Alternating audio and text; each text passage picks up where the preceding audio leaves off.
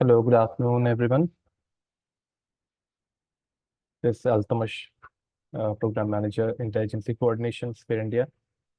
I warmly welcome you all to this very important and relevant session where we will be discussing about the amendments recently done in the Disaster Management Act 2005.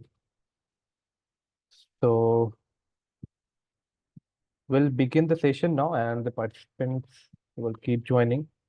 So once again, welcome, sir. Welcome, Dr. Anil, sir, and Dr. Bhanu, Amrita, Dhiman ji, Amita ji. So welcome all of you. I hope all the panelists have joined. Not all, sir. Yeah, Amita Singh is joining now. Okay.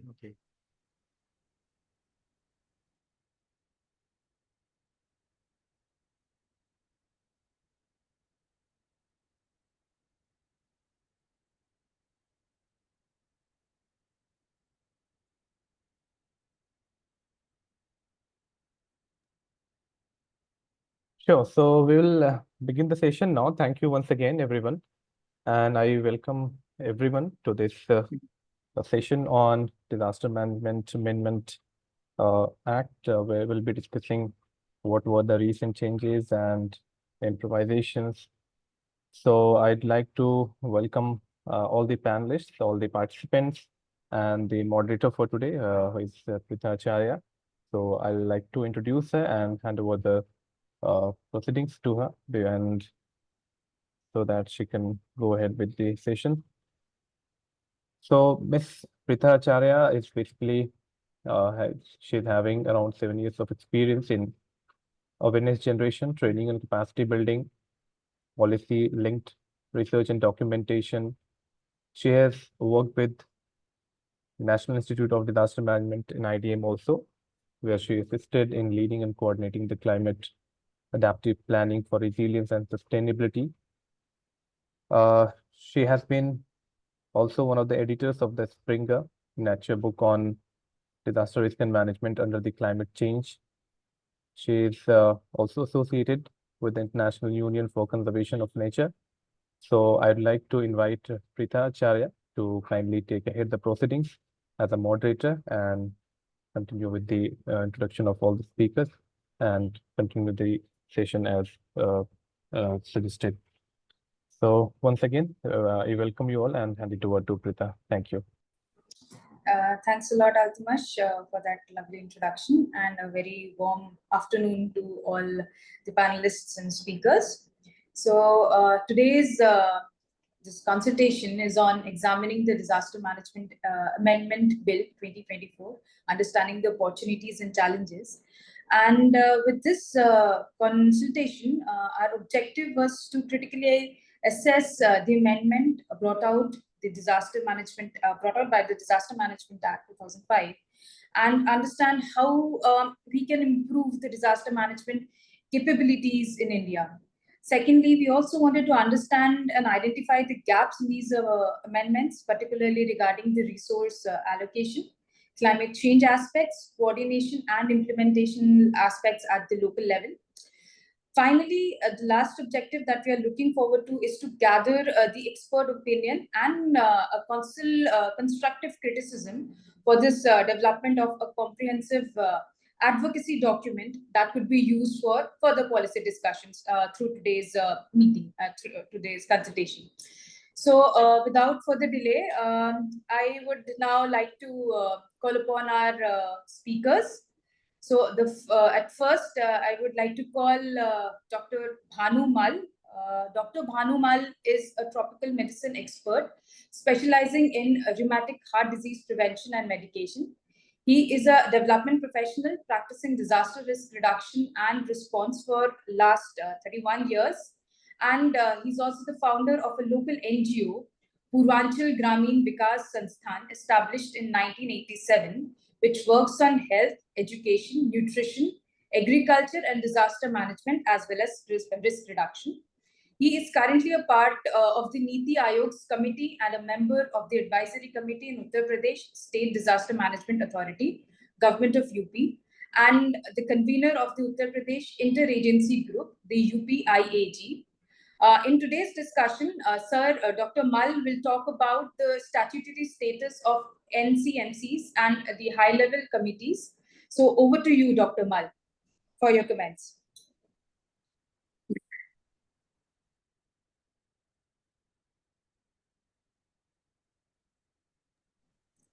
Dr. Mal?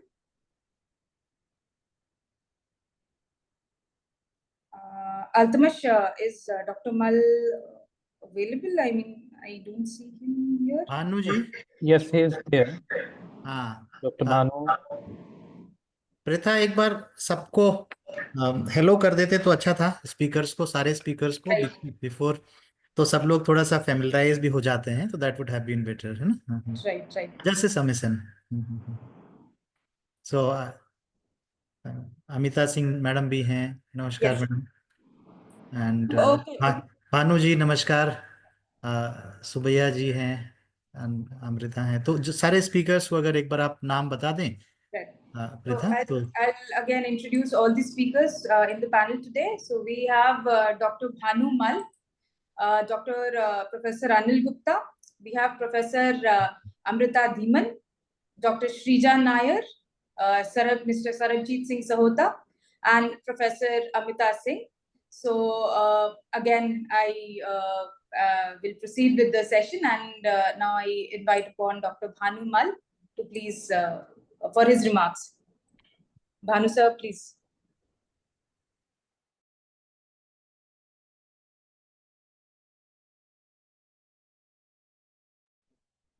Sir, you're on mute. Altamash, maybe there is some technical issues at his end, because I could see his hands raised, but I don't think he's able to unmute.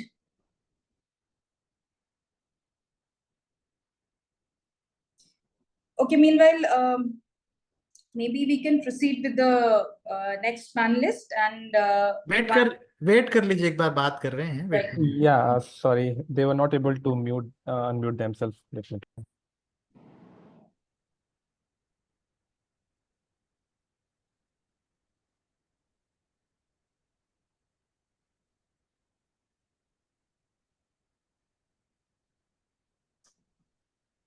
So Altamash, should we proceed to next speaker? Yes, sir. For now, we can proceed with the So next. Prita ji, I think Yes, we can yes. proceed. Right? So now we can have Professor Gupta's remarks. Before that, I'll just briefly introduce him. Professor Gupta is a professor at the recently established Center of Excellence between IIT Roorkee and Department of Science and Technology, DST, the ICAS. He's a professor of policy strategies and capacities and the convener of the CAPRES network, as well as the chief executive of Address Network at ICAS, which is the Integrated Center for Adaptation, Disaster Risk Resilience and Sustainability. Formerly, he was the head of division and international and national cooperation, as well as the advisory services, and professor of public policy, planning and strategic management at NIDM. He has also directed multiple projects and COEs at the Government of India. His special contributions were in preparation of the National DM Plan, including Mitigation and Response Plan, the National Adaptation Communication, the National HR Plan, and Disaster Risk Management Plans, perspective plans for NIDM strengthening, strategy on climate change, NAP on chemical disasters, international cooperation, as well as a lot of other collaboration with organizations like GIZ, UNEP, DST, UNDP, ISET, UNU, CDK, ECMOD, World Bank, etc. And also he expertises in coordination and other activities with the state governments, UTs for disaster management, capacity building, training matters. He also happens to be my mentor. Professor Gupta will be sharing his valuable insights on the DM plan, as well as he will touch upon climate change and emergent risks. So over to you, sir. First of all, thank you for the organizers, the Sphere India community, Altamash, and the moderator of the day, Pritha Acharya, and thanks to my all co-panelists. In fact, it's a very rich panel. I'm so happy to see Professor Amita Madam, and I'm really missing having the wonderful lunch in your premises, Kadi Pakora and Rajma. I'm really missing today. So I look forward to the fruitful discussions over that also. But anyway, today this is a very important initiative because there has been this beginning of rethinking on Disaster Management Act. And actually, this is not the recent beginning. We recall that it was a very high-level committee that was constituted by Government of India under the chairmanship of none other than Dr. P.K. Mishra, who is the Sasakawa awardee and a legend in disaster management in India and globally also. And there were several recommendations, several the issues which came up for improvement and modifications looking to time. So I have very quick 5 or 6 points from my thought process and from my experience for the consideration of the panel and for the reflections of the participants. So one is very important that while we talk that Disaster Management Act of 2005, actually it is the Disaster Management Act, the bill was in 2022. So more than 20 years have passed from the original draft of the Disaster Management Act. So this was a very significant requirement that we review it, and also we see that what kind of improvements are needed. So this is certainly a welcome beginning by the government. And in this process, a lot of consultations also went. I was a part of the system, so I know that a long discussions were there. However, government is still thinking about that. Act is one thing. The act has to implement through a set of regulations, notifications, and many other policy instruments. So having a modification in act is not a complete story. So government is also working on those lines. So the first observation from my side is that while we are talking about the amendments in the bill, amendments in the Disaster Management Act, one thing that we have given a new focus on urban system, or urban DRR, and we are talking about urban authority. A question is that would we be duplicating the authorities? Would be creating the parallel authorities, and how are we going to address this kind of dichotomy? Because in administration, is still we have a district administration, and when we have a city administration, there are many times there are issues and challenges in the general administration between the different kind of authorities. Normally, there are development authorities, the district collector, and the city commissioners. So how are we going to look at when we are talking about the urban disaster management authority? Second, the bill also discussed that there is a significant need of improving database system in India, and for implementing regulations and also for developing set of rules and guidelines, the effective database system is also needed. So how are we going to address that? Second thing, the entire world has faced the health epidemics that was COVID. And even also now and then, maybe after some interval, monkeypox we were talking about, and then there was some epidemic in some outbreak was there in Kerala, and kabhi hota rehta hai. So how are we going to look about this health epidemics also? Because the Epidemics Act is also very old, that we utilized, we used during the for managing COVID also. Second point, when we say again linked with that, we are talking about the urban DRR authority, and at the same time, the entire Asia Pacific, and more particularly India, is on the high pace of infrastructure growth. So how and India has created, India has basically taken the initiative, and now we have a global institution located in New Delhi, India, that is CDRI. So how within our regulatory framework, we are going to address this issue, because the infrastructure is not located only in the urban systems, but outside the urban system. Many times the bridges, power points, power plants, Tapovan power station, we know that how it was washed away. And we know that how the road infrastructure washed away during the last year's floods in Himachal and many other parts of the country. So infrastructure is not only located in cities, the huge infrastructure is outside the city. How are we going to address that? What kind of authority? And if again a new authority, how are we going to have a balance or a coordination? And the third, are we going to think of an authority or some kind of a body for health also? So why not? Why authority? Why not in case of authority, operational entities who have the responsibilities of doing the things rather than only directing? Authorities are many times they are only in policy and giving directions. So if we have several agencies are giving directions and very little who have to do, then how are we going to really make the improvements? Third point, globally we are talking about the climate risk, and in climate change area also India has taken a leadership stand under the present regime also. But climate change, which is a known major contributor to disasters, how are we going to address that?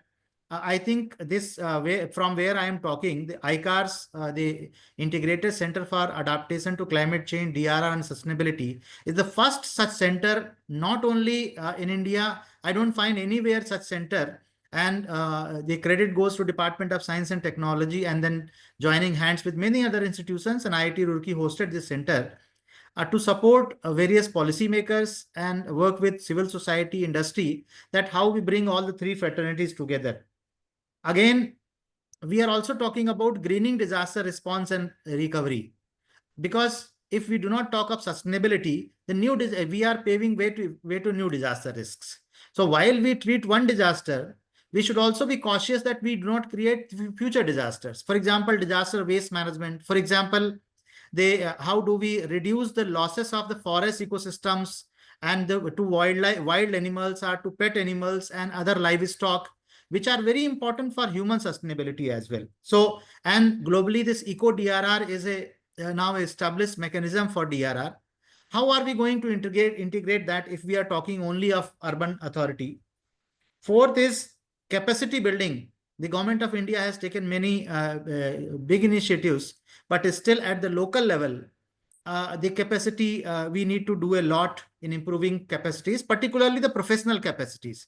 Lecturing capacities we have, we can deliver good talks on awareness. But actually, if we want that at tehsil level, taluka level, are there people who can do risk assessment? Are there people who can organize mock drills? Are there people who can do really a good plans that has inclusivity, that has technical dimensions, that integrates indigenous knowledge, cultural dimensions, all that? So that is something, in fact, ICARS has a mandate to focus on that. The fifth point that I'm going to focus on, India got, under the present government's regime, India got the new science and technology policy. And our disaster management policy is also very old. That was notified in 2009. So again, for that also 15 years have passed. And after that, there are huge changes in the disaster risk regime in the India and also neighboring countries. We have seen Nepal earthquake, we have seen major cyclones in India, we have seen this Uttarakhand flood, we have seen Kerala flood, we have seen the devastation of the infrastructures. So how are we going to revisit these policy things and linkage with the DRR, Disaster Management Act? Because Act is more talking about the administrative things, but administration also requires the huge support system from science, technology, research, and other social research organizations to supplement it. So we need to have a significant component in our DM Act and DM policy also to leverage this kind of thing, and that is very much needed in the light of the Honorable Prime Minister's 10-point agenda also, because that very much focuses on these dimensions. So S&T policy, the policies related with environment, policy related with water, agriculture, these are very important sectors, heavy industry. Then the policy related with land, we have realized that land use is a major contributor. And the last point that I would bring here, that how our industries are adapting, our industries are addressing risk. I think the Disaster Management Act should also bring in significantly on this aspect, because many times the industrial risk management system goes in a very, very isolated way under different set of laws, and Disaster Management Act seldom or very rarely there is a effective integration. While in the documents it is mentioned, but if we look at the operational grounds, I think that is important. And the last point, just to touch, there are difficult areas. For example, difficult terrains, confined areas, the coastal areas. For example, we have in Madurai that rock museum or the Vivekanand rock, this kind of places also.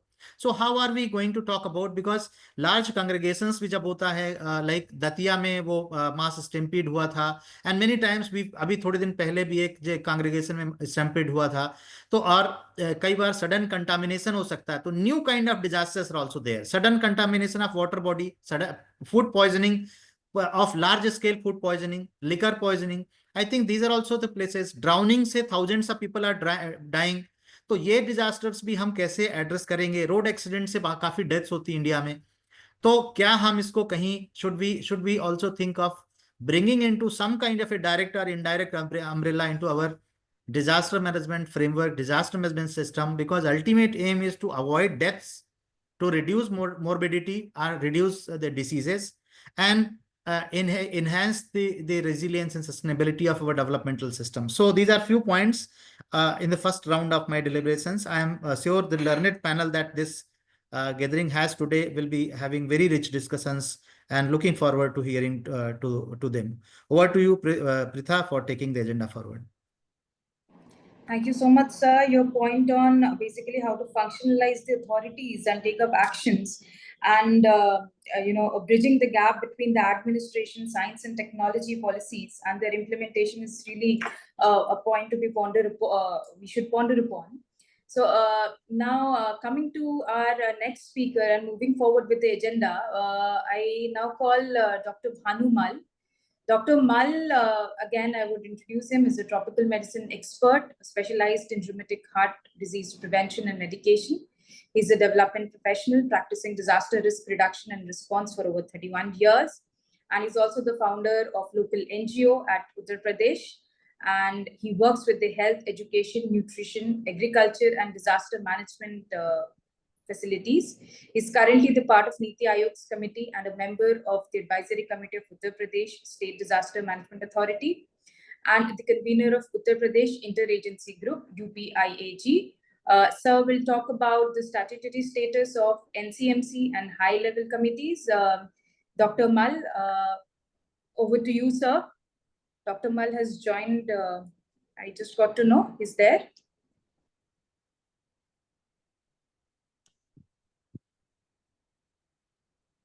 Altamash, Dr. Mal has joined from Ravindra Singh's email. Yes. Yeah, if you can please unmute him.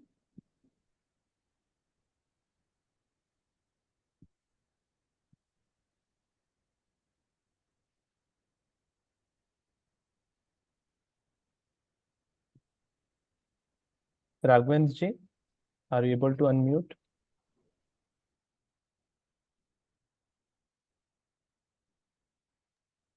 Okay, all right. We may proceed with the next speaker, and Sure. then we can invite him.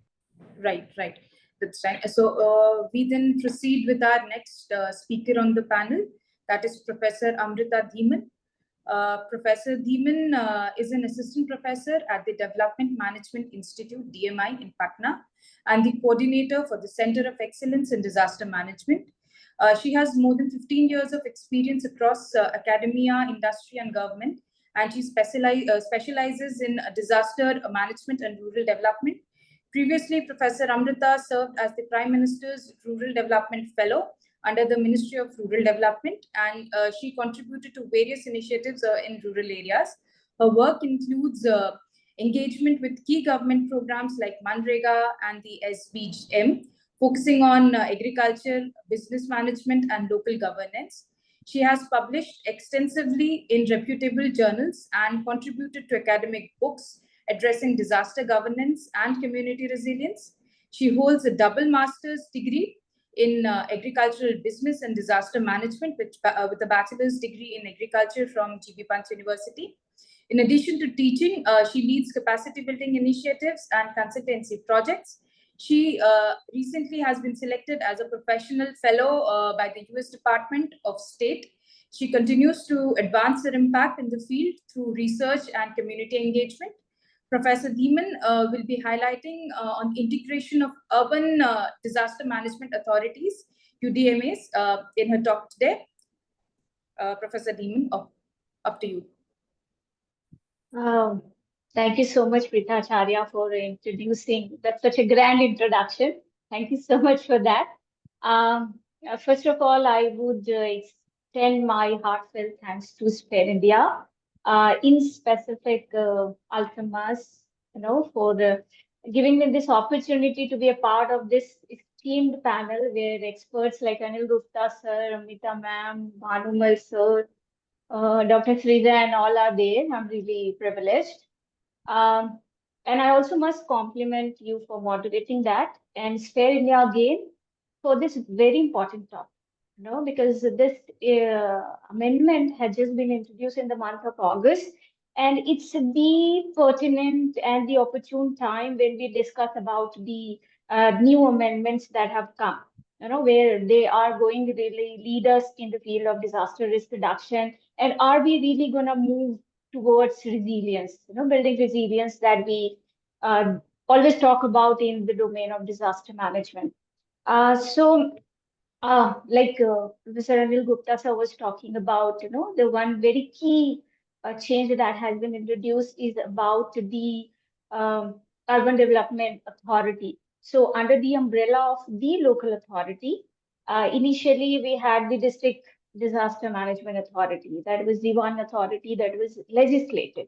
Now we have another authority which has been legislated, and that has been termed as Urban Disaster Management Authority. I think before we actually go into the discussion, I'll take you towards the domain of local governance. Though there are people who have been working in the domain of disaster management have been talking about it, but I think the policy perspective, this also has a connotation from the 73rd and the 74th constitutional amendment. So, if we talk about all of us, the people, the human as such, we live in only two kind of spaces. So one is the rural and the other is the urban.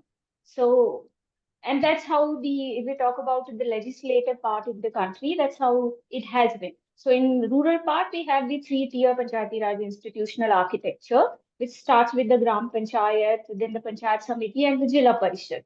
And in urban, we have another system where we have three kind of bodies, like starting with the first transitional area, which is transition from the rural to the urban space, which is normally called as Nagar Panchayat, addressed as Nagar Panchayat, which is normally a transitional area. And the second, when it moves further, it is like town, which is a slightly larger urban area. And other than that, even larger than that urban area is called the city.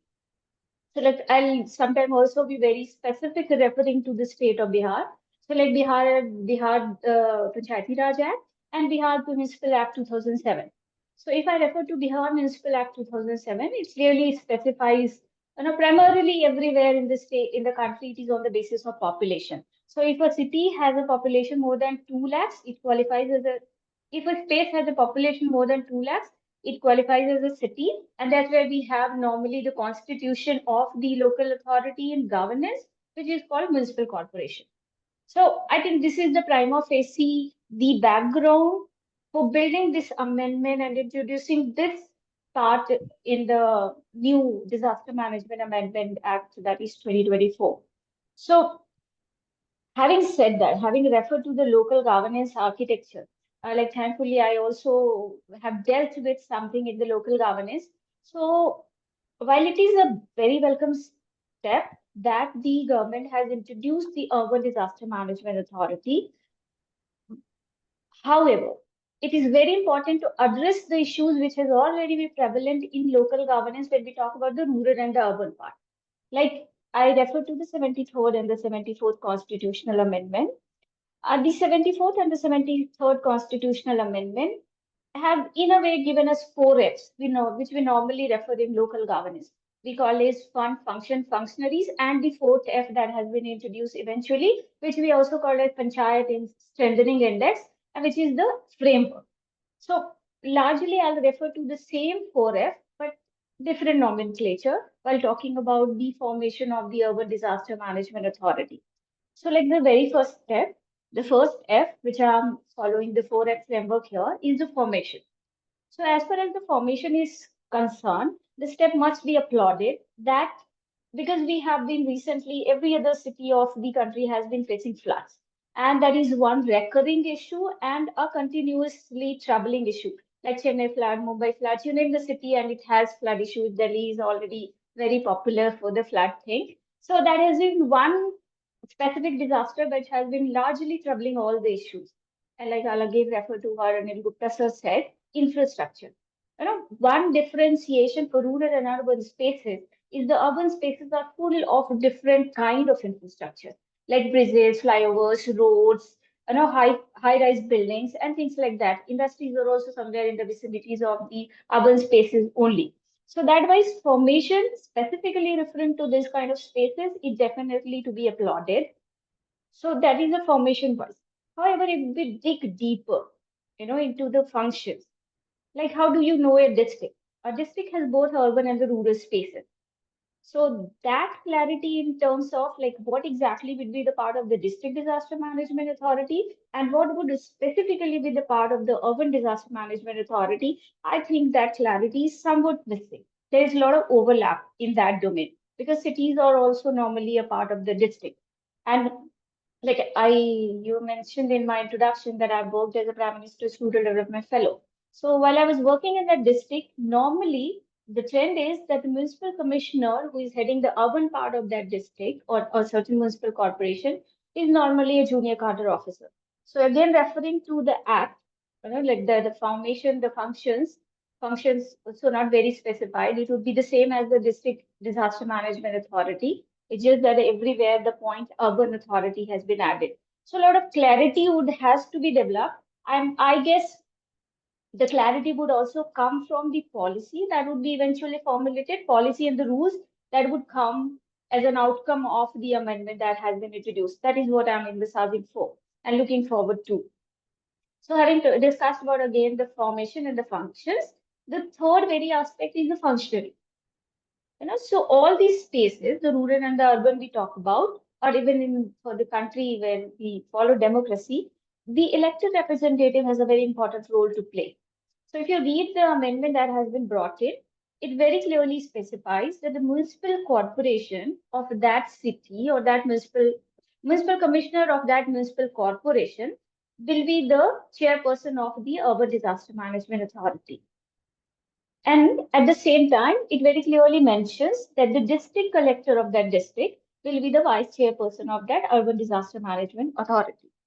So, like first class is in terms of the seniority. Normally, I mean, here very senior and experienced people. Normally, the trend is the district collector is normally senior than the municipal commissioner who is there for the municipal corporation. So that would also, I hope that would not have any issues in that of functioning of the functionaries per se. And the very important part that is the mayor, mayor, the deputy mayor. So at least in the district disaster management, like in the case of Bihar and many other states, it clearly specifies the chairperson of the Jilla Parishad will be the vice chairperson of the district disaster management authority. But here in case of urban disaster management authority, the clarity regarding the elected representative, which is also the people's representative, is completely missing. So, which is also a point of concern because a disaster, as we know, community is the first responder, and this is something which cannot be done by one stakeholder alone. Like in development, we talk about state, market, and civil society. So, the state itself and on its own cannot take care of that. It has to have all the three together. So the people part, the people representative part is as not missing, which is very important. I hope there will be some clarity that will be coming in the policy, but not likely because it very clearly says that the chairperson will be the municipal commissioner and the vice chairperson will be the district magistrate. And both are, as we say, they are selected people. They are not elected. So that is regarding the functionaries that I wanted to highlight here. And the fourth thing, which is the most important thing, like nothing bit ke bina chit nahi kehte hain. So that is the funding, the finance part. So that also has to be clarified very much, because as we know, State Finance Commission has the responsibility or the mandate for bifurcating the fund between the rural and the urban, the governance part that is there, the governance administration, the three-tier Panchayati Raj institutional architecture, and the municipal corporation, municipal council, and the Nagar Panchayat. So here that has to be also very clearly eventually specified, so that the clash between the district disaster management authority and the urban disaster management authority could be, turned into a more collaborative mode. Because unless and until the collaboration would happen, because in Indian democracy, the district is the unit, and then it has two kind of spaces, the rural and the urban part. So to facilitate that collaboration, which is ultimately in the SARS, and that's why the emphasis on the formation of the Urban Disaster Management Authority. I think legislation-wise, it has been really commendable, but the execution in terms of policy formulation and the rules formulation is the most critical part. That is, something to be looked forward to and to be emphasized, clearly addressing the points that I'm mentioning here. Because the district plan that the District Disaster Management Authority makes is also inclusive of the urban spaces. As of now, there is a segment of city disaster management plan, but as such, the district includes both the spaces. So that also the clarity is required. However, overall, of course, the formation of the Urban Disaster Management Authority is a commendable step in terms of, bringing the issues regarding the disasters which are there in urban spaces, which have a much higher concentration of population and much higher concentration of facilities and infrastructure which is there in these spaces. So I think that's all from my side for now, in terms of talking about the formation of the Urban Disaster Management Authority, the opportunities and the challenges which are there. Thank you so much. Thank you so much, Professor Dhiman, for very rightly pointing out the 4F framework and taking us through the local governance, architecture, nomenclature, and functionalities of this.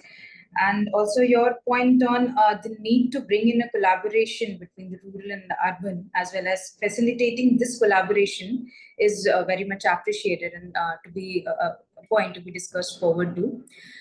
So now we move forward with the session. I hope Altamash, did Dr. Bhanu join? Was he able to join, or should I proceed with the No, next?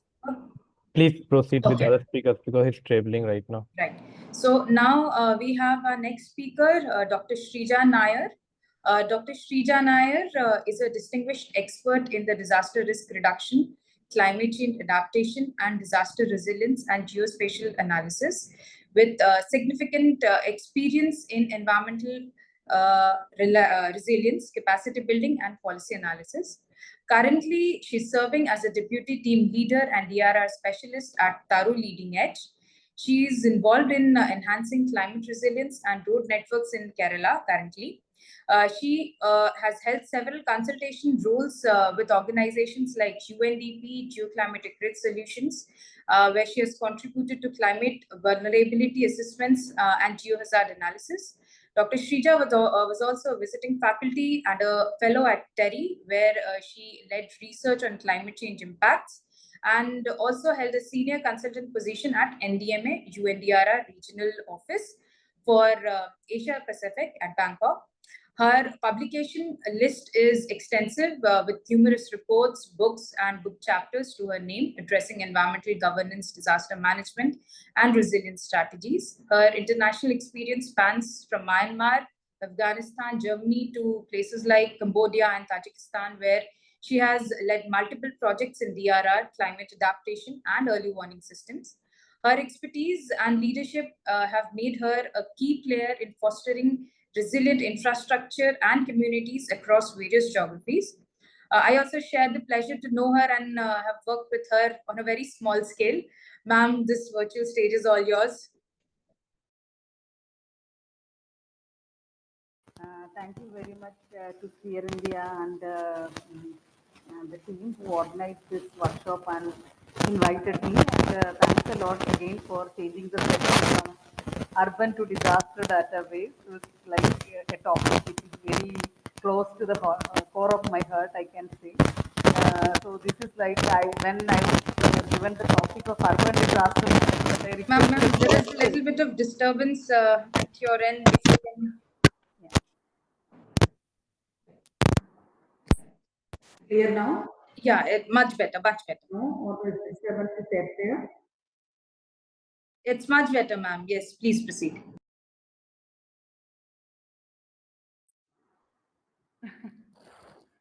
So now I think since morning it was raining so heavily. So again, thankful to the Sphere India, to Che, and also to Amrita for exchanging the topic, because I was much more comfortable with disaster database than urban, because I was like lost, what I'm going to talk on this topic actually. So I'm very happy that Amrita agreed to change it at a very short notice. Thanks to all the panelists. Everybody is known to me, so, and I'm sure that everybody knows me also. So no more introduction is required. But Preeta has been very kind to give a very long introduction. Except other than disaster database, she added me everywhere else. Okay, thank you, Preeta. Anyway. Like I was just going through the disaster management bill, and when I saw the news, there was one line, there in the news that disaster database has been added in the new bill, which was actually, I thought, yeah, it's a good point. But when I was going through the bill, I found that although it is a welcoming step that the word disaster database has come, but still, if you go through it, the definition of the disaster database which they have given in the DM bill doesn't talks about loss and damage data. If you clearly go through it, sir, I am sure that the panel also agree to that. If you go through the definition of disaster database given in the section 2, is a database means which includes assessment, fund allocation detail, expenditure, disaster preparedness and mitigation plan, register according to the type and severity of risk and relevant matters. This is a legal language which has been used in this. So this is totally up to the the authorities. Actually, we all know that the initiatives for disaster database has been started long back. If you look into it from 2004 onwards, rather before, several states in India started realizing the importance of a disaster database for evidence-based advocacy. This first point was raised in the year 2003 when under the disaster risk management program, because many of you sitting in the room is aware of the national level program which was initiated by UNDP with Ministry of Home Affairs during 2002 to 2007, where the selection of districts for the first phase of disaster management plan was a major challenge. Convincing the district authorities and state authorities to select few districts from a state was a big challenge. But they were all asking about why, what was the rationale, why you want to select certain district and why you're not, you are excluding certain districts. So it was very difficult to, convince the district authorities or state authorities to go for, say, 5 districts in Assam or 10 districts in Tamil Nadu. We were supposed to give a rationale why we want to select certain districts and not. That time, the only thing which was available with us was the Building Material Technology Promotion Council Vulnerability Atlas of India, which was very, focused on 3 hazards. So we prepared a multi-hazard map and identified 169 districts and with different levels of hazard susceptibility. So that was the criteria which was used. That time there was no disaster data available which actually talks, disaster data is something which is like very much focused on the state losses. It is still today that is the same thing is happening. Like if you talk about the disaster databases which are being compiled for the purpose of memorandum, except in the cases where the PDNA is being conducted. If you see the difference in the amount which is coming up in a PDNA assessment, Typical example is Kerala 2018 flood, where the state assessment was 20,000 crore and the UN World Bank ADB assessment was 38,000 crore. So it's almost double. So still today, like for us, the disaster-related damages, as they are being documented, but that is very much restricted to the state losses.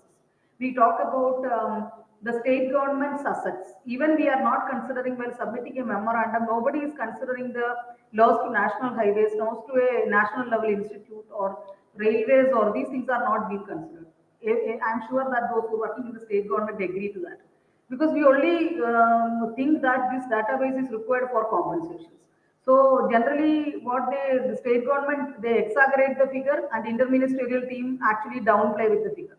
So and usually will come up with a figure which cannot be used for any kind of an analysis.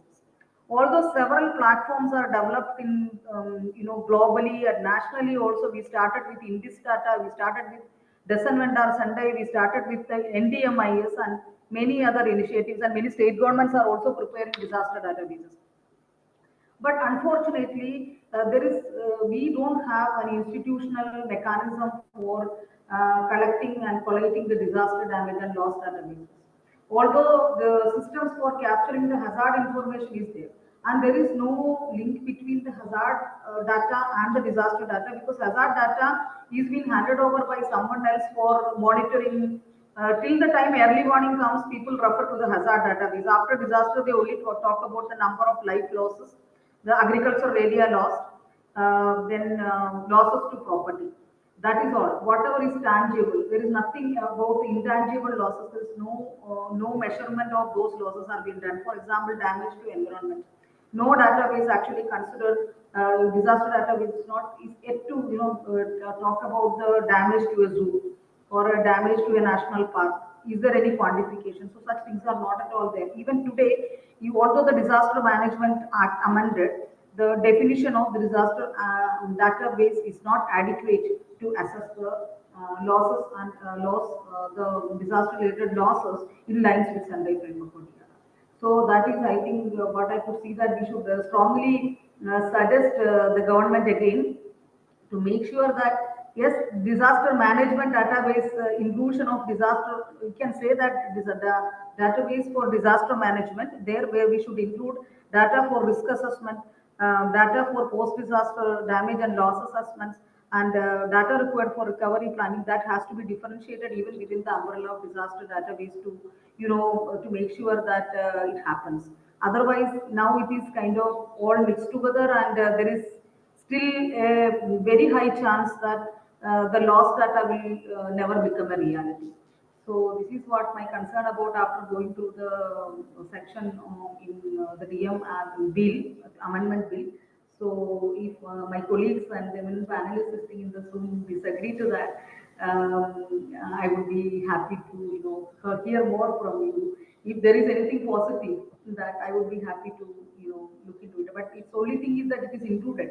But just for the namesake, it is included something like that to me. Maybe because I worked for several years on disaster database and it's yet to become a reality. Thank you. Thank you so much, ma'am. Thank you for sharing such practical experiences as well as the challenges and gaps areas. So we proceed with the session, and now I would like to call Dr. Bhanumal again. I hope he's there. So I got to know that he has joined back. Dr. Mal?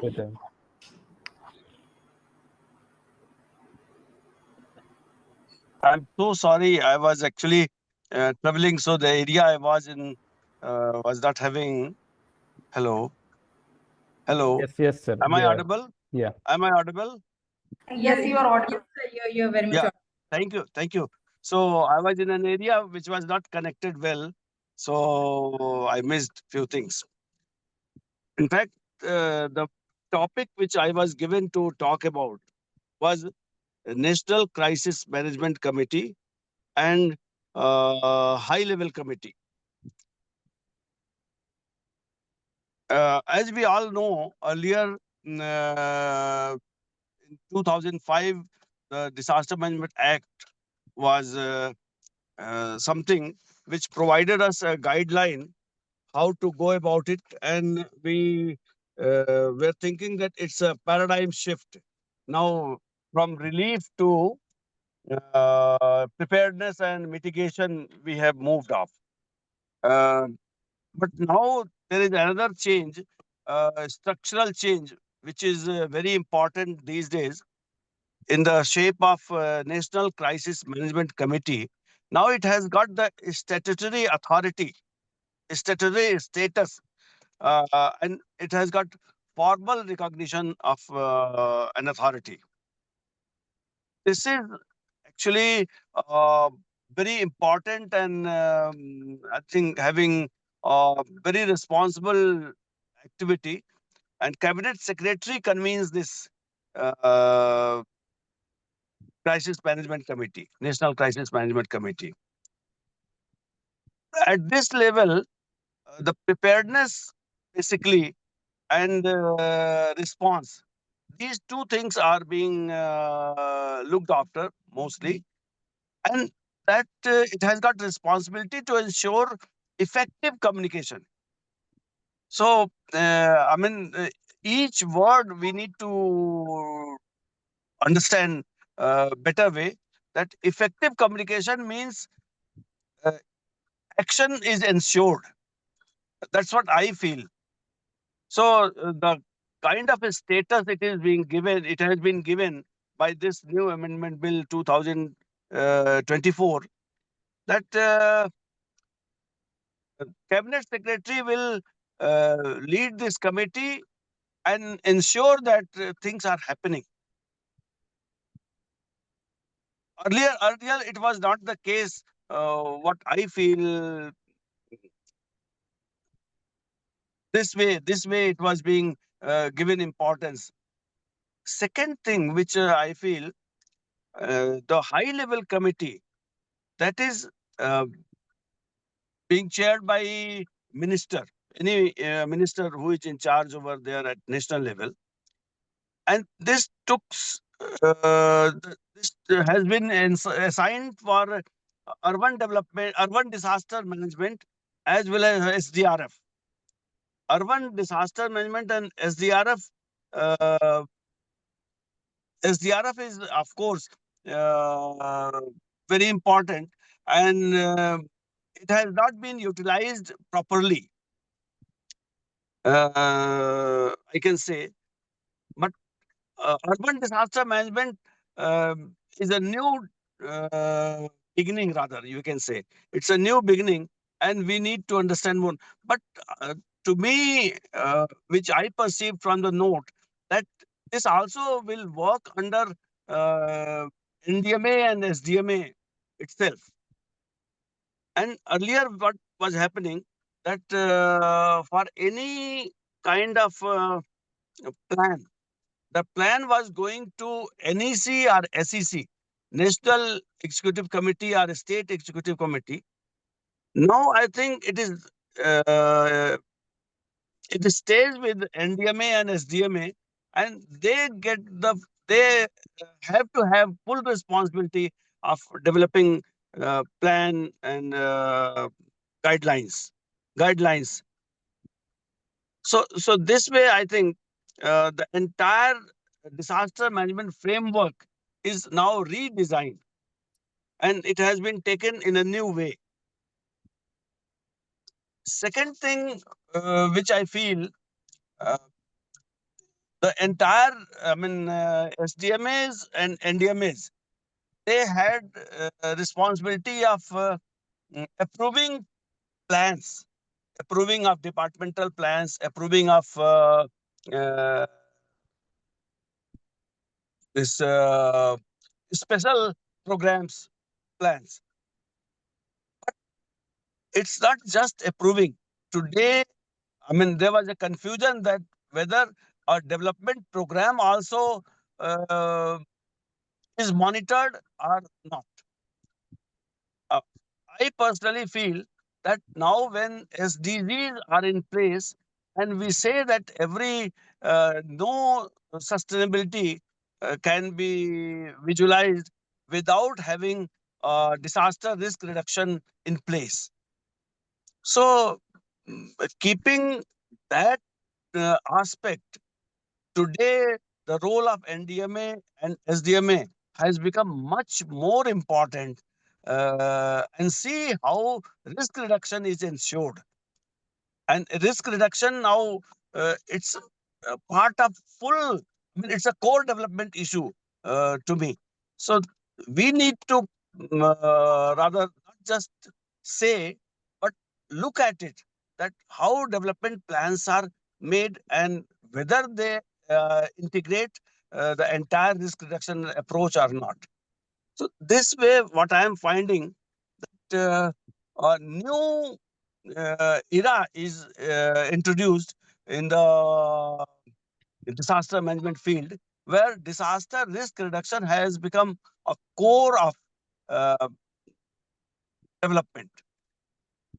So that's how I am perceiving. I'll not take more time because it's a very we need to have a long discussion on all the aspects of today's amendment bill. From each segment, we need to discuss and detail the whole thing. But as of today, I can say that this change has to be NDMA, SDMA, and anybody who is working on this should take these aspects very carefully. And now, in this new era, sustainability will definitely be ensured if we understand the actual meaning of new amendment into the country. I think I'll stop here only because many more things are there to be discussed in the, and everybody is explaining. So let it be an introductory talk today, and we need to discuss more and more, and not this only here only. We need to discuss at lower level also in the district and below district about this new amendment things.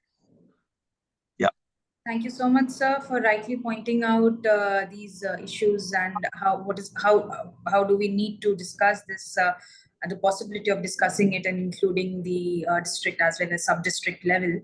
So thank you so much, sir. Now again we proceed with our next speaker. We have Shri Sarabjit Singh Sahota. Shri Sarabjit Singh Sahota has been the UN representative with Sphere India and is an emergency specialist disaster risk reduction section at UNICEF India. With more than 20 years of professional experience in steering development and humanitarian strategies, he leads organizational programs and projects with frontline agencies in the domain of community and social development, humanitarian program management, capacity development, disaster risk reduction planning, and urban planning and design.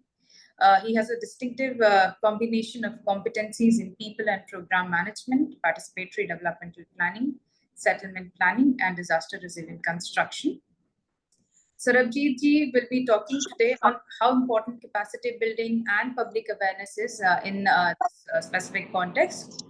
Sir, over to you.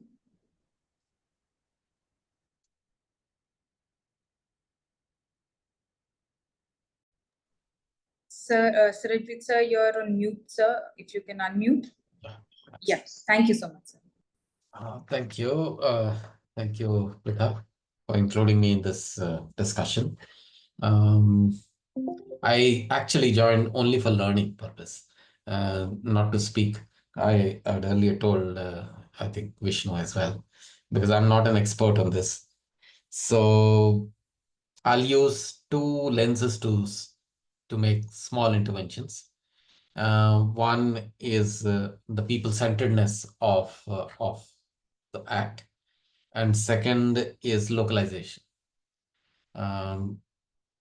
So when I look at the whole draft, the first place which really attracted my attention was the clarification of what is man-made disaster. And I was really expecting that this time um, we will give little more importance to the marginalized children and others in this whole idea of man-made, and the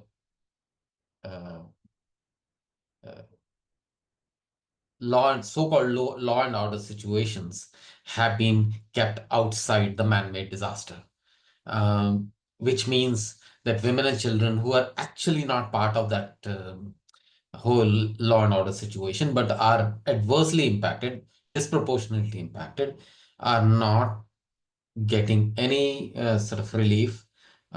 You can look at the entire over 1 year Manipur incidences going on. There are left-wing extremist districts where women and children are disproportionately impacted.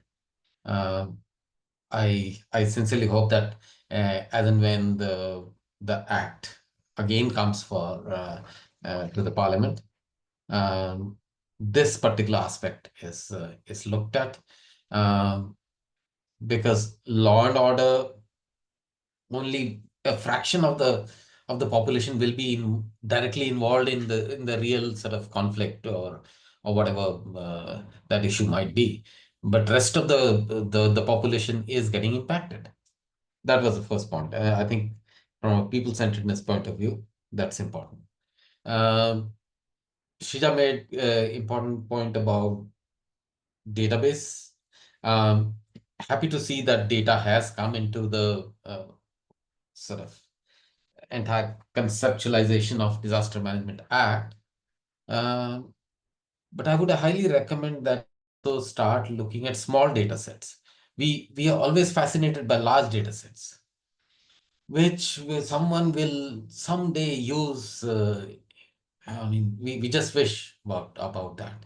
But how can my panchayat or a frontline worker or a Zilla Parishad gentleman or a woman who's heading that leading that institution can use local data?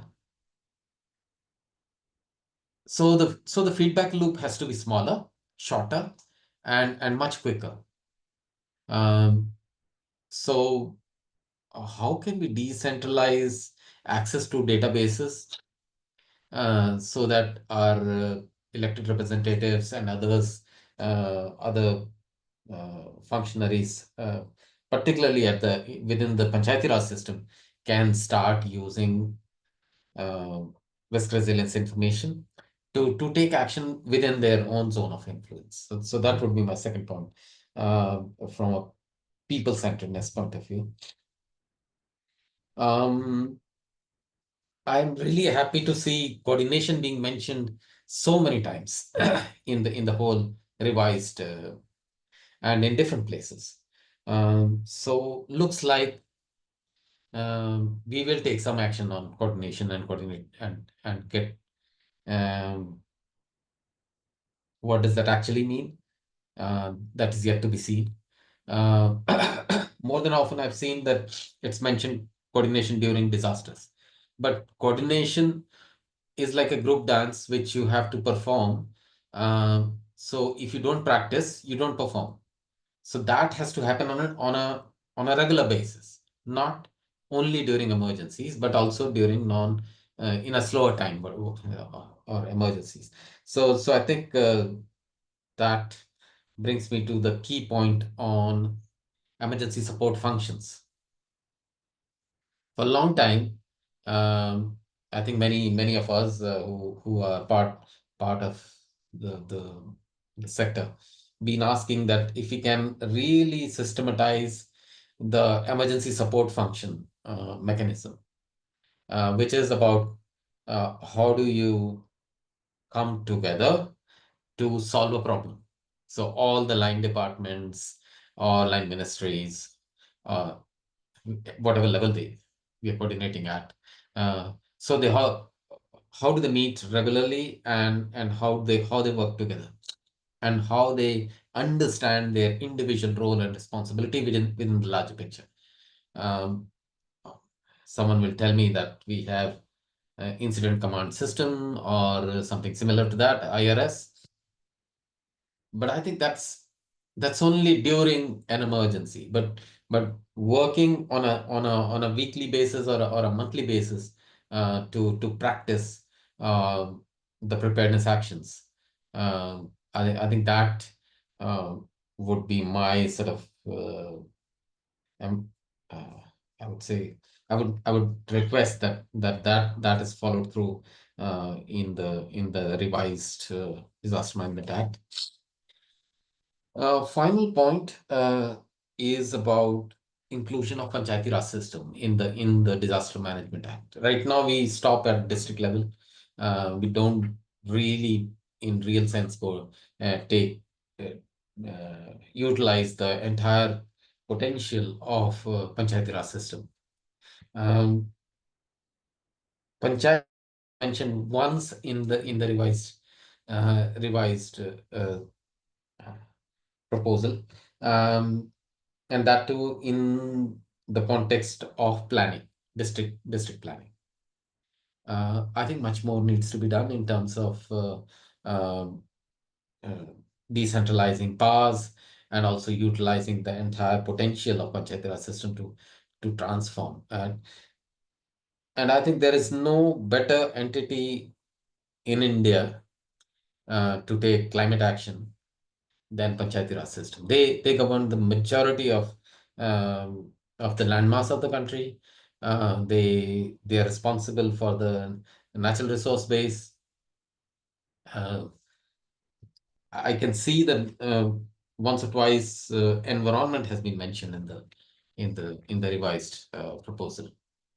And if we are really serious about working on environment and utilizing the eco-DRR potential of ecosystems, then we got to really give a role and responsibility to the Panchayati Raj system. At one place, I was pleasantly surprised that they disaster risk reduction was clarified as being part of disaster management. And I think that's good. And that's welcome. That the disaster risk reduction priorities have been included in disaster management. All these while we all thought that now this is actually they could have dropped the disaster management terminology and could have gone for disaster risk management or whatever. But that's good.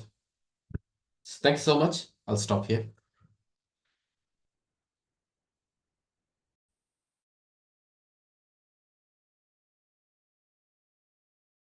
Yeah, thank you so much, sir. Thank you for pointing out all these critical important points, as well as giving us an insight on the emergency support and how inclusion of Panchayati Raj systems is the integral part of this particular aspect.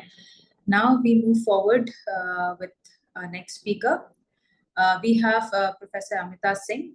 Dr. Amita Singh is the former professor at the Center for the Study of Law and Governance at JNU. Currently, she's a member of the International Network for Disaster Studies. She's also a visiting professor at the American University at Washington, D.C. and Harvard.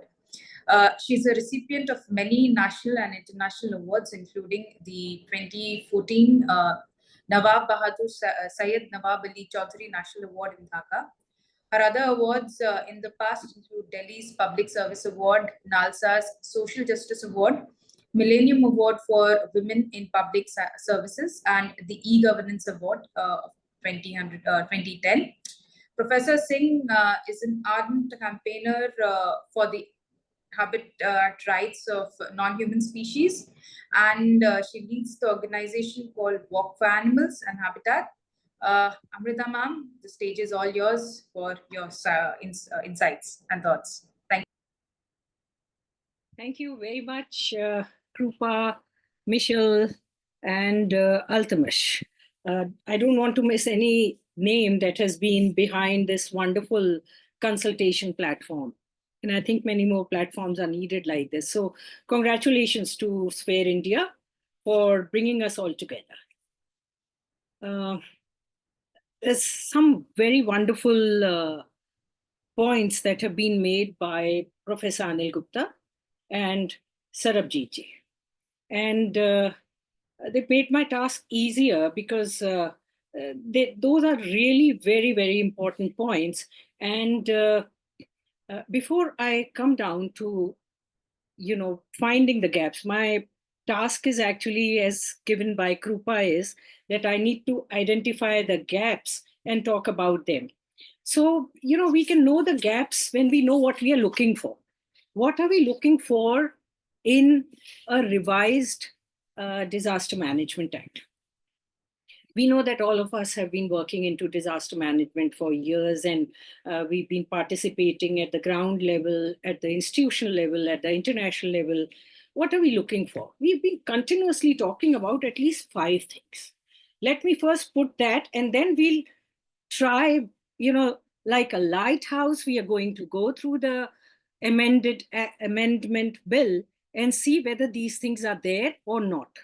Number one, we always, right from the beginning, from the ministers to the ground level, we've all been talking about that communities is the first responder.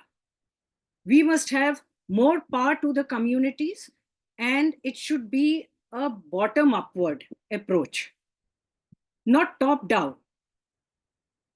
That is one. Second thing, because that is a concomitant of communities, that local governance should find their cherished place in a Disaster Management Act. And let's see whether we have them now. They had a better aspect, better place in the 2005 Act than what they are getting it today. Third, that comes out of the second is participatory governance. Do we have a participatory governance? Let's go through the amendment bill and see if there is any participatory governance being created. I know with bureaucracy, there's a lot of straight-jacketed approach, and excuse me for saying that. I've been an academic from a very free area, that is JNU. So, I don't take shortcuts about situations. So I know that people feel very happy that the cabinet secretary is involved. The minister is directly involved. There is big bureaucracy which is participating in it and being consulted about it. But is it participatory governance? The question mark. Fourth is accountability. There were only 2 very important pillars of accountability in the 2005 Act. They have been omitted. Absolutely omitted. Clearly. I wonder whether nobody talked about it and why nobody is even indicating to the fact that why these 2 points have been omitted. I'll come to that. I'll first lay the background.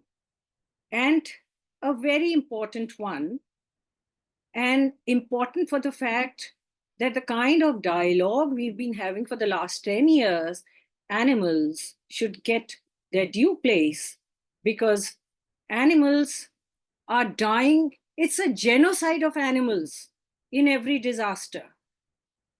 And shamefully, we don't have a database about animals.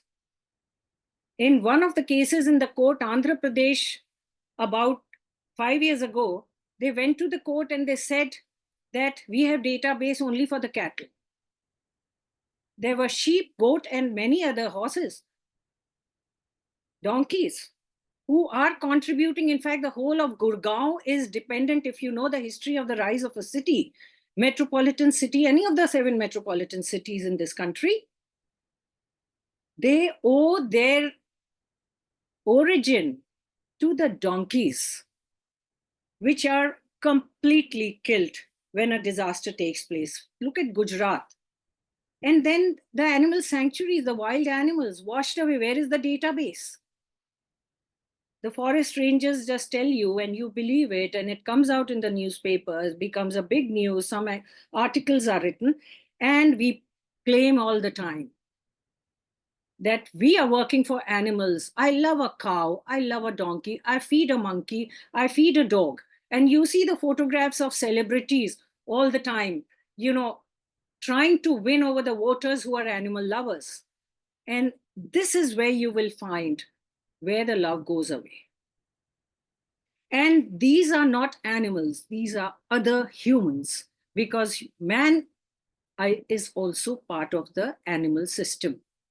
It is an ecosystem. You eliminate one section, man will automatically be eliminated. So it's just the beginning, as Professor Anil Gupta has already mentioned, he's taken my sentiment out right in the beginning. So, all right, now I come to the act. Number one, very important point, Sarabjit Singh has mentioned. Take up to point D, how they explain a disaster. 2D. Disaster means a catastrophic mishap. I don't want to go into detail. I just want to say here that they've taken law and order out of it. What a segmented vision is that you've taken law and order out of disaster management. Disaster is a situation which is, not a one-time occurrence that there is a blast, so there is a disaster. It's a whole process. It goes on brewing for some time. There's a long gestation period. It doesn't happen like that. Whether you take up Bhopal, negligence of the officials. You take up a train disaster, negligence. You take up a dam burst, negligence. If you go back to the whole scholarship and jurisprudencia that goes behind the analysis of negligence, majority of disasters occur because of the negligence of the caretakers. And there is a law and order problem for the vulnerables, poor people, and their women, and then LGBTIAQ, and then the disabled, and then caste, race. All these factors are so important within a country, between the countries, and in a region. And you take law and order out of it. So that means follow-up of a disaster. If there is a law and order problem, let's understand it. I'm sure administrators are here and they would understand. If there is a law and order problem, it will be not part of a disaster because all the police wallahs are busy in disaster management. Will this not be part of it? They'll raise up hands. Already we have such negligent police system in this country where the jurisdictional problem allowed 10 people to die at the border of 2 states. So if it is taken out of disaster management, we have a very segmented approach toward disaster management. Then let's go further. In EA, there's a new addition to section 2, which explains disaster risk. Of course, some are very happy that the disaster risk has been added to disaster management, but it's just making it fuzzy because the risk has not been explained. And whatever little explanation has come on a risk is so fuzzy, so segmented that it does not mention intersectionality. Absolutely nobody is even talking about intersectionality. Nobody is even giving a mention to it, even though in its 75th CRD Convention on Racial Discrimination of All Kinds, in its 75th meeting, it had brought up its General Recommendation 32, GR 32, the famous GR 32, in which they had mentioned that Disaster Management Act should have mention of intersectionalities. How many bureaucrats do we have in our country who are managing disasters in their district and they know what intersectionality is? Because it's so good not to know something and keep doing what is happening. And it doesn't get a mention here. India is one of the biggest emerging democracy of some of the most literate people who are controlling the universities outside and within India. But that intellectual domain has not been consulted. So who are the ones who've been consulted for bringing such a segmented amendment act? Then let's move further. The tangible human assets have been mentioned in GB, the new additions. GA, moving people and assets. Just look at the GA, GB, GC, GD. Hazard, till hazard. They are absolutely far-fetched.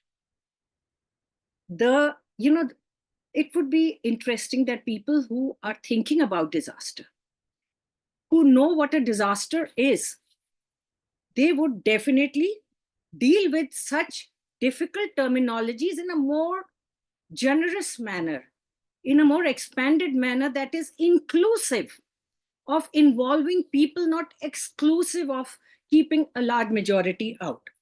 Let's move further. Preparedness means state of readiness to deal with a threatening disaster situation. Now, the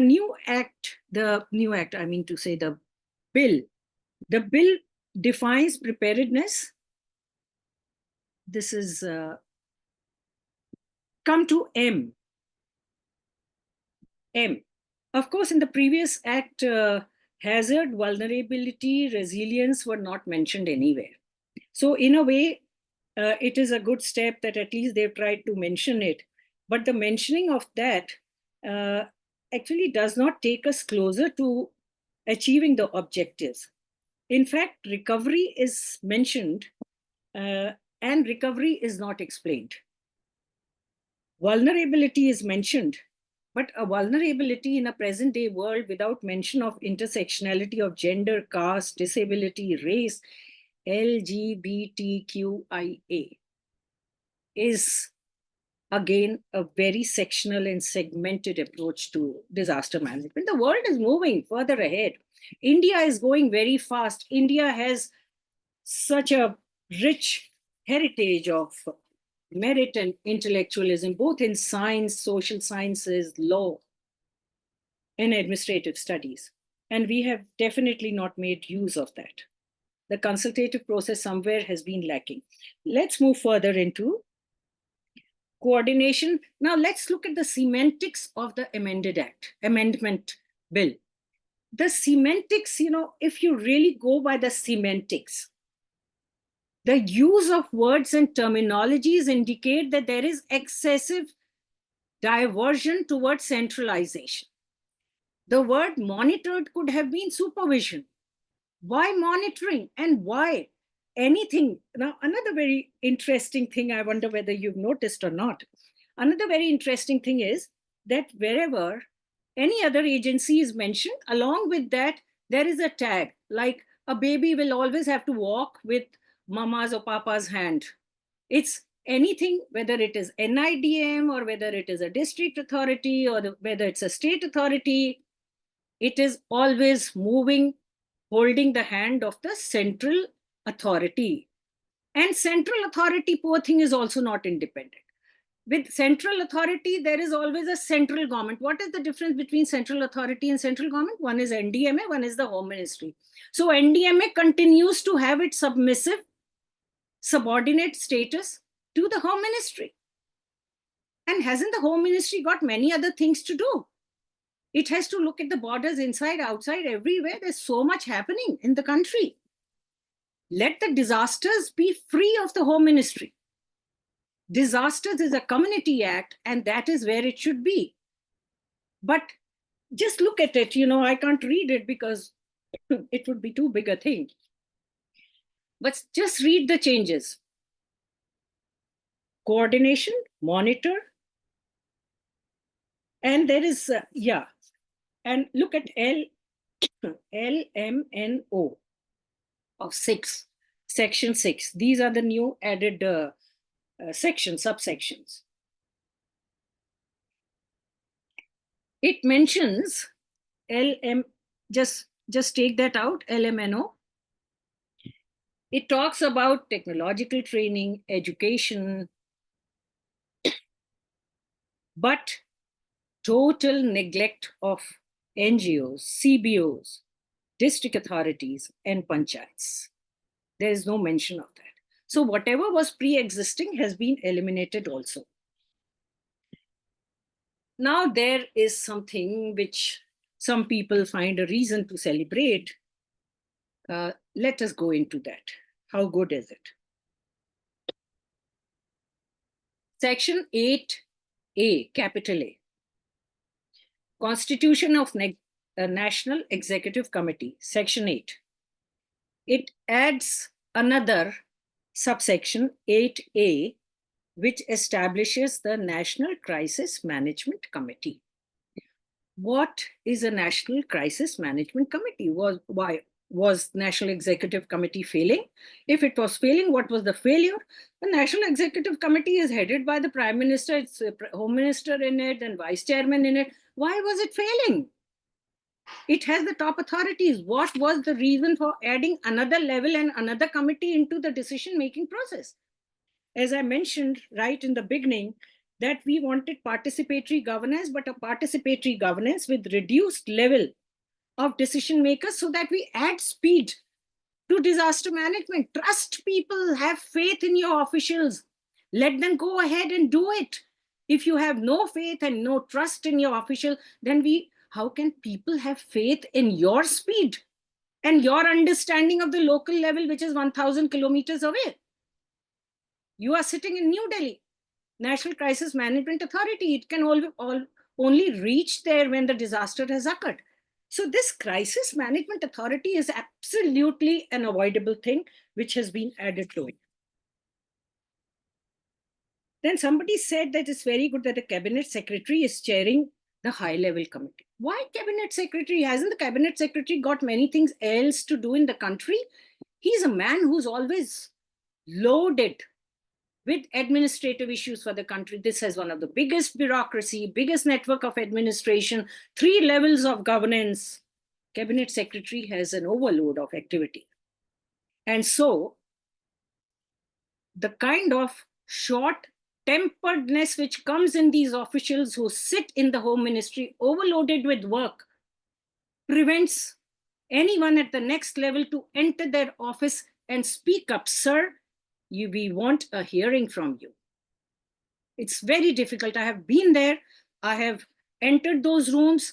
I have entered there with the faculty giving training at NIDM. And the moment you step in, everyone gets a silence.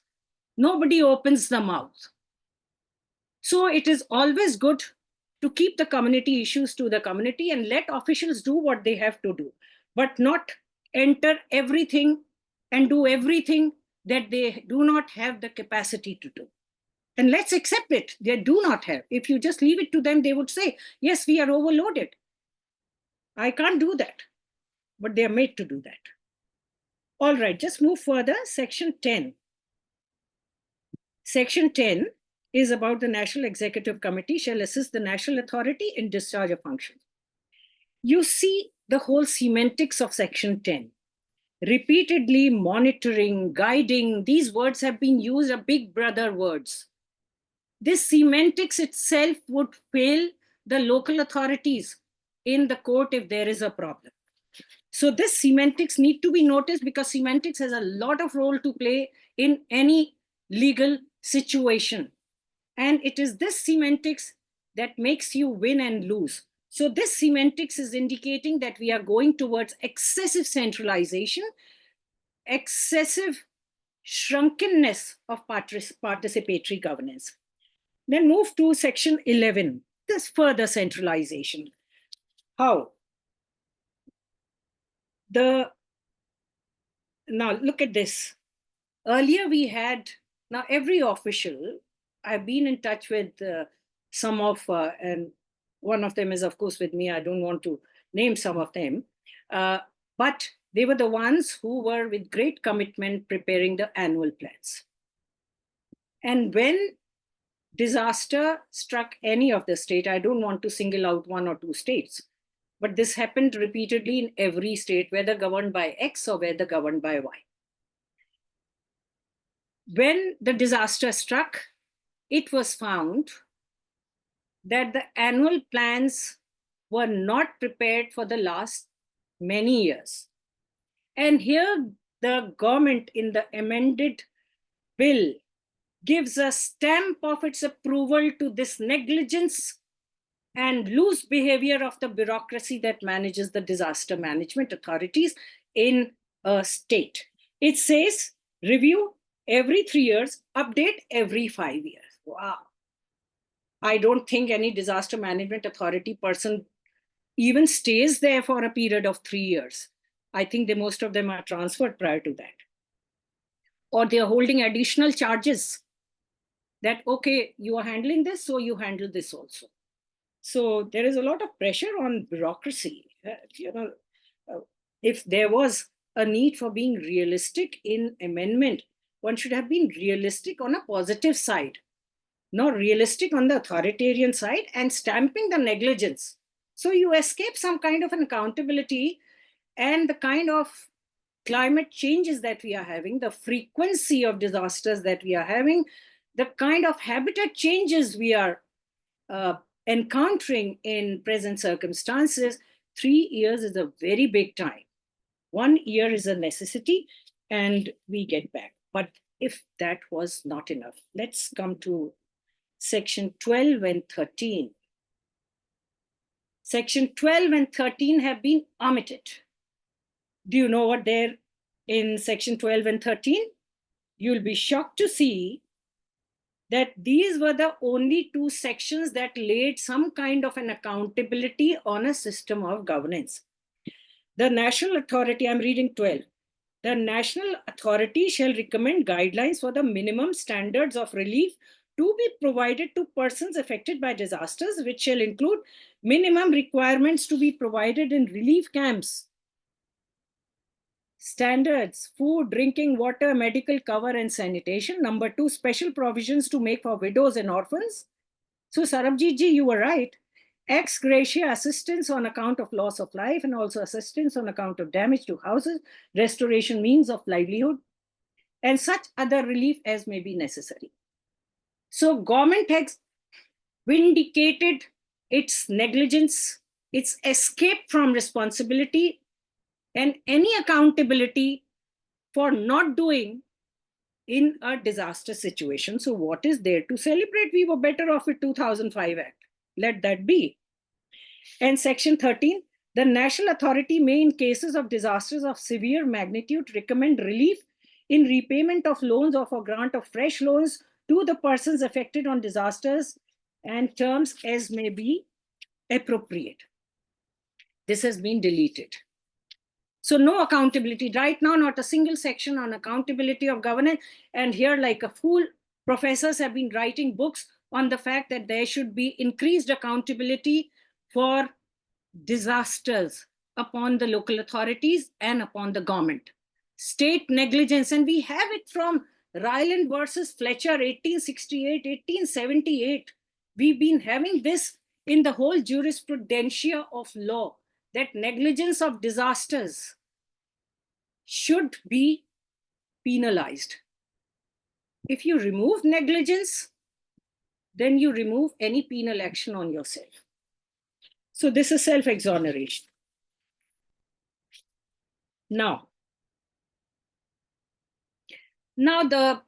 one of the biggest flaw, the gap, is district authority and urban authority. In every section, wherever the district authority was mentioned, today the amended bill suggests that the district authority should go hand in hand with the urban authority. And what is the urban authority? Let me put it here. There's no fascination about urban authority. It's, you'll be shocked. Well, you can analyze it yourself. But before I go to the urban authority, what was the need for the urban authority? If you have committed people within the district working, instead of reforming the system of negligence and providing additional manpower to the person to do this job, what was the need for creating parallel agencies? And here we are looking at de-leveling the decision-making process. You're adding levels to it. So you are just acting against not what is needed today and not what is being asked for in the Sendai framework and in the general recommendations of various leading conventions of international law. But you're also doing the mischief of creating everything very fuzzy. Fuzzy means you have to go here, you have to go there, you have to go there. Poor communities, have mercy on the poor communities. They are not so well informed about the mega structures that keep changing. Now we already have BNSS. So half the lawyers are staying back and saying, we'll have to go through the BNSS again and then come to the help of people. So one turbulence is the law, the other turbulence is of the fuzziness of the governance structures. And let me also share with you, now that I'm an environmental lawyer also, after being teaching for so many years, I go to the court and my enemies on the other side are only 5. 5 enemies. I want to find the 6th one, but just 5. Number 1, the DC. Number 2, Commissioner, Municipal Corporation.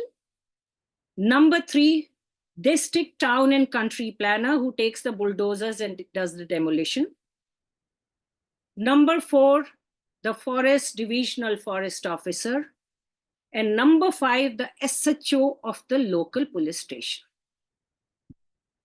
Only 5 enemies. And by the time the case goes further, I'm only left with 1 enemy. And that 1 enemy, guess who? Subhaiya ji, you are smiling. I know you're giving a big smile. Who is that 1 enemy, if you can solve that puzzle? It's only the Commissioner of Municipal Corporation who defies the ownership of land where 150 trees have been cut, where ponds have been encroached upon, where illegal constructions have been carried out, where illegally land has been given to Gaushalas, and helping the builders to prepare a land bank of their own by creating artificial zoos, deer parks, and various things, so that when their business will go down, they have a land bank. They will, use that at that time. Who helps them out in all this? It's the municipal commissioner.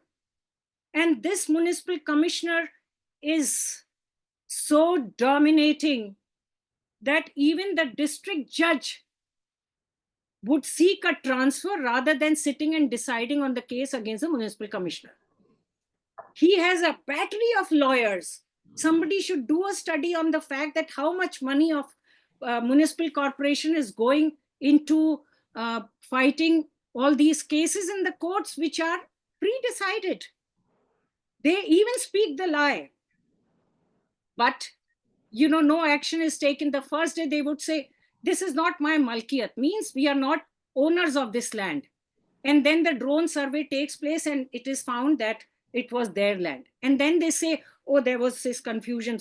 And you have given the task of urban authority an additional charge, somebody who's not able to handle his own work, who's not been able to clean up the drains before the rains, who's not able to fill up the, the potted roads.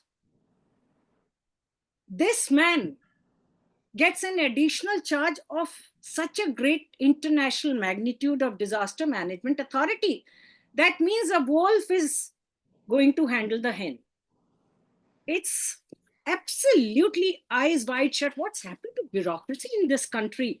Are they not speaking up, or they don't know about it, or their knowledge is so weak that they have never noticed it? Talk to the lawyers, talk to people in governance, they would know. And accountability again goes for a dodge later in section 26. Everything in accountability has been left out. Okay, now there are 2 big lapses. Section 22, A and B have been deleted.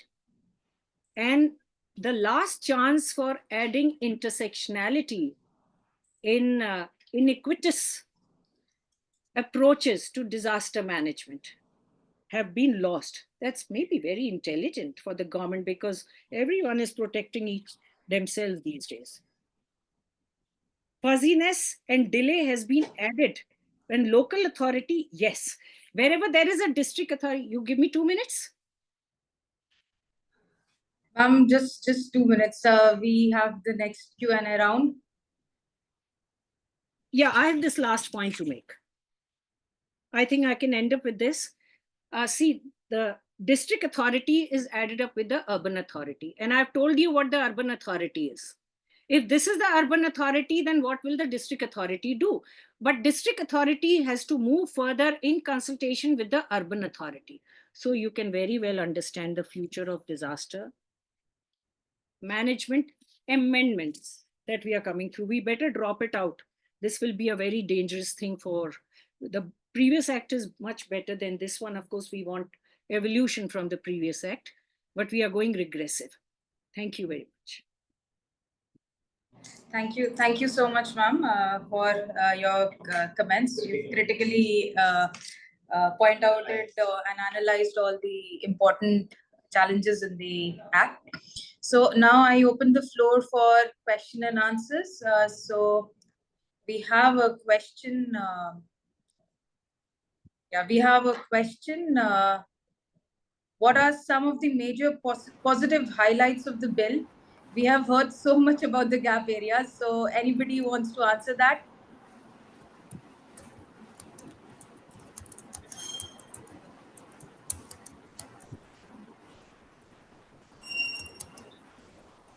Ma'am, I would come to you if you can, please. Okay, sir. We have Subaya, sir. Sir, please. Can you unmute? Okay. Thank you I really enjoyed Professor Amita's comments. I agree with you on all the points. See, one thing I think, I don't know whether it's missed or it's a link on. Recently, we have seen all bridges collapsed, roads collapsed, aerodromes collapsed. So the engineering department should be made responsible for these kind of disasters. There is one thing. I don't know how to link it in the act actually. Then another one is, in fact, you talked about women, children and all. In places like in Tamil Nadu, there's a place called Sivagasi where they make all the crackers. Every year, there may be at least 10-20 deaths actually, and the blasts are there. It's a routine going on. They give some 2-3 lakhs compensation to the family where the breadwinner died. So there has to be some regulations where it's a dangerous activities are undertaken by the entrepreneur or any industries, including government industries. There should be some safeguards that they have not taken care of so far. Then the community is, I totally agree with the arguments that the community should be made responsible. And we have provisions, constitutional provision about 28 department activities were already devolved upon the local self-governments. And the urban 18 departments, their responsibility has already been devolved upon the local self-government. The political executive should apply their mind and see that these institutions are strengthened at the local level. Thank you. Thank you so much, sir. Now, coming to we have few of our attendees who want to make their points. We have a small request from Dr. George Joseph. He would like to mention and add on a few points regarding the local authorities and the DMIs. Dr. Joseph, if you can. Yeah. So, good evening to all. Can you hear me? Yes. This is George from Disaster Management Institute, Bhopal. Basically, I would like to mention a few points regarding the local authorities, which the provision was there already in the previous act. So I think instead of going for special urban authorities, we need to strengthen the local authorities, which per se includes the urban authorities and Panchayat Raj institutions, cantonment boards and things like that. So I think we need to articulate the composition and the functions in no detail. That will take care of these issues and also will address the community involvement and strengthening the local systems. That is one thing. And the second point I would like to make is that of disaster management institutions throughout the country have been contributing immensely for disaster risk reduction apart from NIDM. So there have been a number of institutions in different states which are also catering some like industrial disasters or specific subjects national level also. So I think these institutions needs to be backed by the act and the clauses, and just like we have SDRF mentioned in the revised bill, the disaster management institutions and their composition and the functions and things that needs to be mentioned. These are the two recommendations which I would like to add on. Thank you so much. Thank you, sir. Thank you for your important comments. So now again, one question that one of our participants highlighted was some of the helpful areas or some of the positive areas of this act. So can we have Shrija ma'am? Ma'am, do you want to answer this or do you want to add on to any points?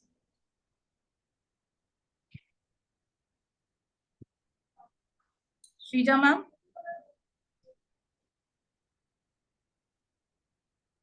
Okay, so we have another question that is some states are requesting for inclusion of heat wave in the notified disaster list. What do you think? Should union government consider this proposal or not? Anybody, any of our panelists want to take this question?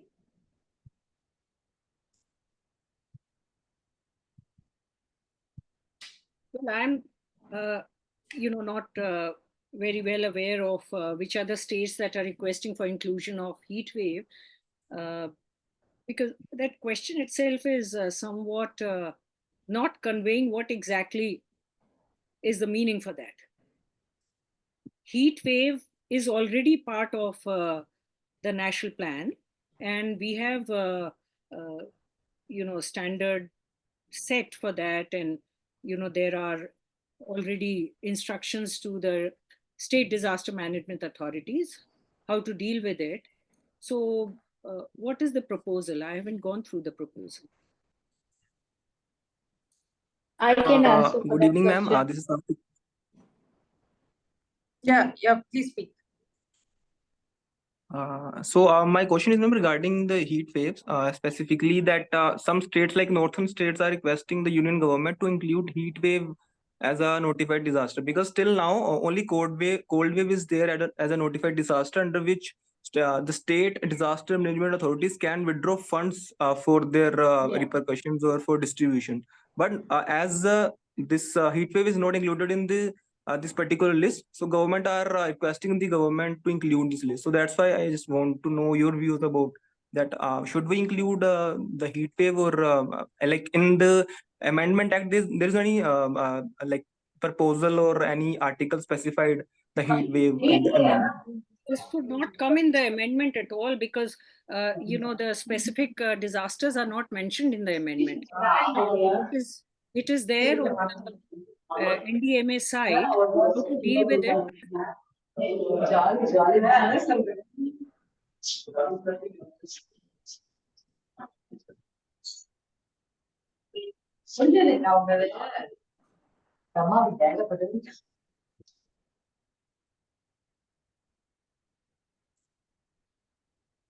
Right.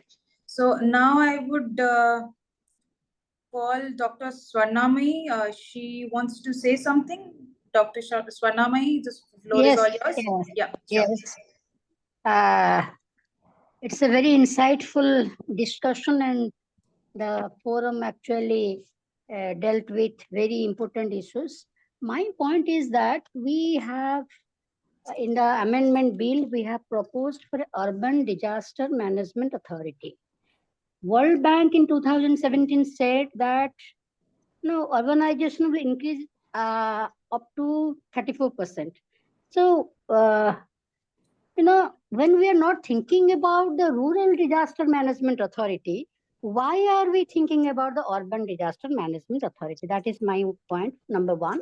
And number two is, if at all we are going for it, in the Urban Disaster Management Authority structure, I do not see the place of the people's representative, say the mayor or the chairman.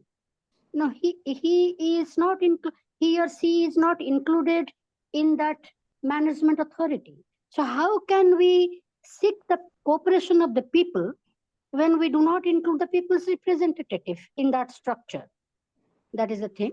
And the third thing is, in the amendment bill, I am not able to find out what will be the autonomy for the State Disaster Management Authority. Because let me introduce myself. I belong to Odisha, and all of us, we know Odisha has acted a lot on disaster management, and our State Disaster Management Authority is purely autonomous. It works under a development commissioner or the chief secretary also, but they, for all practical purposes, the director of USDRMA takes all decisions. Of course, chief minister is there, but my point is that what is the status of the State Disaster Management Authority in the amendment bill? I am not able to understand the exact thing, because the current legal situation, whatever it is, Odisha is comfortable with it in managing disasters. Thank you. Very important question.